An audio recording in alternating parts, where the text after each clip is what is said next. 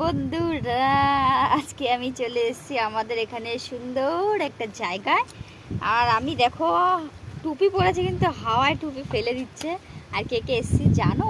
চলো, তোমরা জানবেই বা কি করে। চলো দেখো, এখানে এসছে, এনার নাম শুভজিৎ মজুমদার। আর এখানে আছে আয়ুষ মজুমদার না বাজমদার, আর আমি আছি অপর্ণা বাজমদার।